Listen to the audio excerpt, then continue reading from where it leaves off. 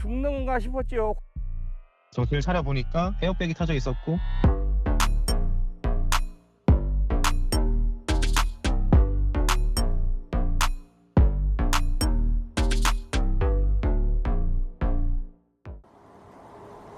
차는 진짜 많네.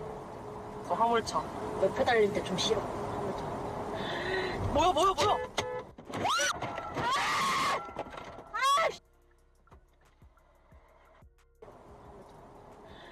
뭐야, 뭐야, 뭐야!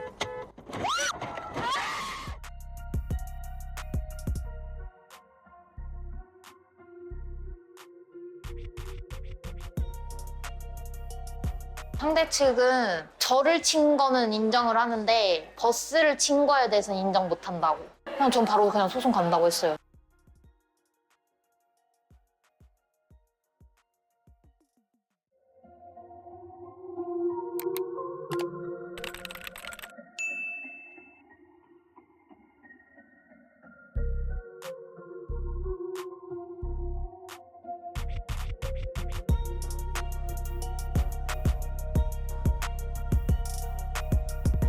저는 2차선으로 가고 그 사람은 1차선으로 가는 도중에 앞차를 받지 않으려고 자기가 그냥 제 차선으로 확 끼어드는 바람에 사고가 발생해가지고 죽는가 싶었죠.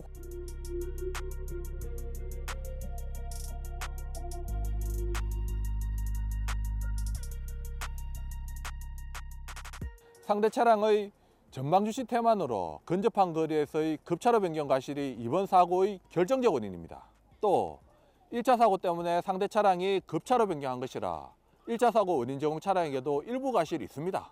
결국 이번 사고 과실 비율은 상대 차량 과실 70%, 1차 사고 원인 제공 차량 과실 30%, 제보자 무과실로 평가됩니다.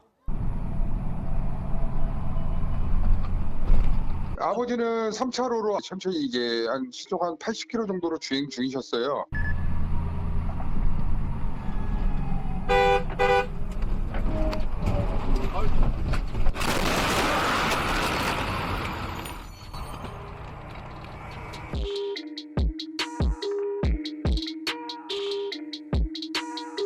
가해자 측은 뭐라고 해요? 이렇게 물어봤더니 본인이 피해자라고 이렇게 얘기하고 갔다고 그러죠. 그래서 제가 정말 어이가 없어가지고 잘못한 것 같긴 하다. 인정을 하셨는데 과실 여부에 따른 거는 이제 보험사 측에서 이렇게 알아서 하지 않느냐. 근데 그것도 저는 솔직히 괘씸하더라고요.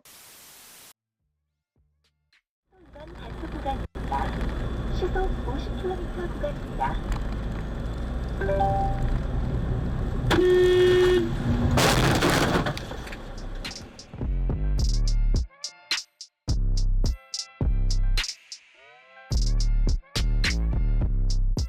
자기가 뒤에 오는 걸 못 봤다고, 없는 줄 알았다고, 그러면서 전적으로 자기가 잘못했다고 말했어요. 그 다음날 이제 공대에서 연락이 오기를 자기네가 6이고 제가 4래요. 저는 좀 억울한 게 좀 있으면 우측으로 들어가야 되거든요. 그 차는 없어서도 충분히 피해서 갈 수 있었던 상황인데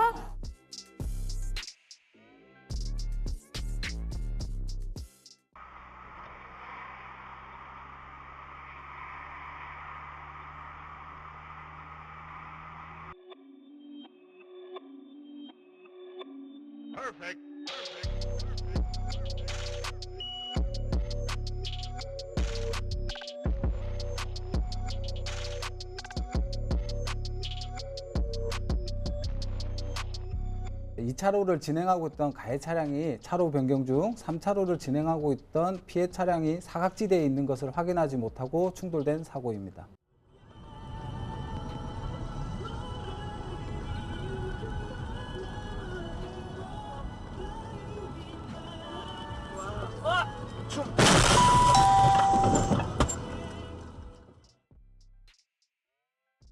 왜 레비콘은 왜 갑자기 나한테 이제 오는 거지?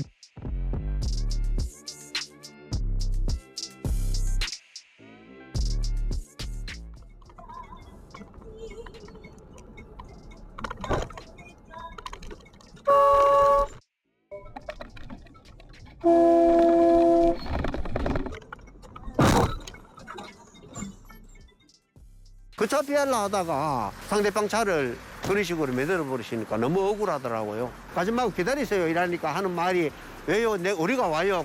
당신이 잘못했든 잘했든 경찰 오고 보험회사 오거든 가라고 내가 그래가 붙잡아 놨습니다. 이 사고의 주된 책임은 그 끼어든 차에게 있는 거는 맞습니다. 자기는 부딪히지 않고 다른 차들끼리 사고가 발생하게 된 게 이제 비접촉 가해자거든요. 제보차도 억울하긴 하지만 어쨌든 교차로를 이용하고 있던 차였거든요. 신호기가 없는 교차로에서는 모든 차들이 원칙적으로는 일시정지 또는 거의 정차에 가깝게 속도를 줄인 다음에 주행하는 게 원칙이에요.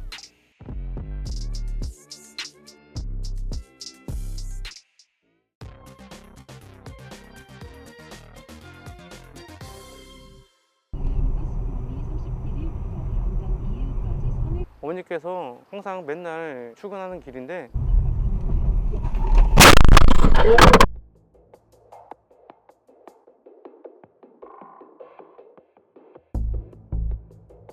담당하셨던 직원분께서 전례상 그냥 8대2라고 얘기를 해주셨고, 전례상 8대2라고 하는 것은 좀 피해자로서는 억울하지 않을까 하는 생각이 듭니다.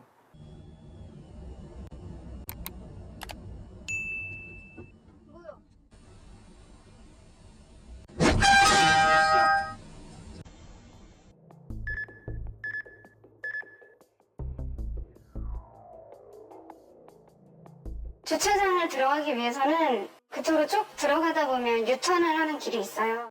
너무 잘못된 일이라는 걸 알지만 이쪽으로 가면 지름길인 거죠.